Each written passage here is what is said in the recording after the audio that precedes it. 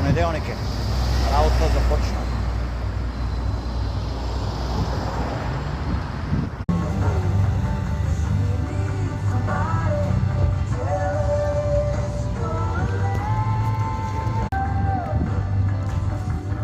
Най-вкусните кебапчета на Централна гара.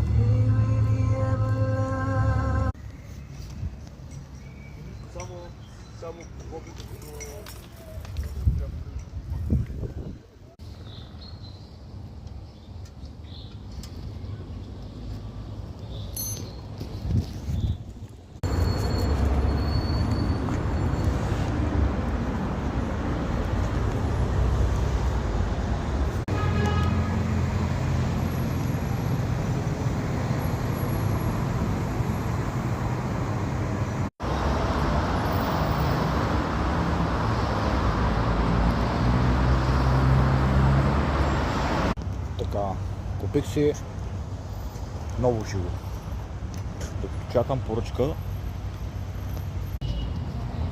Ето, новото жило е инсталирано. По време на работа смениш жилото. И ремонтираш жилото. Вторник е. Първа поръчка за деня. Взех поръчката и тръгвам. Какво ще стане?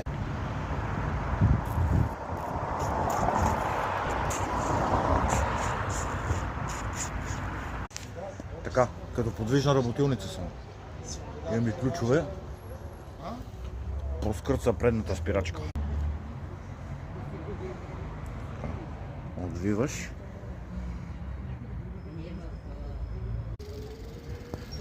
Направих поредната доставка и един пич ми вика тази обица на носа и устата.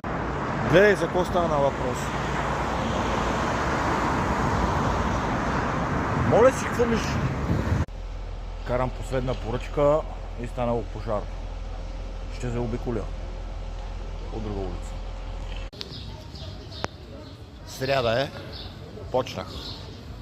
Първата поръчка е в чантата. Дават го. Дойде ми поръчка от Глово.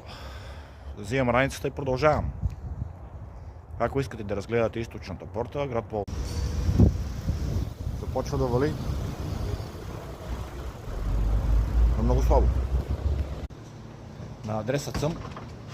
Клиента иска да се кача горе. Вкарах байка. Сега отивам. Апартамент 26. Hello? Сана? Сряда работния ден приключи. Стъмни се. Не можа да завали дъжд. Чакаме го утре.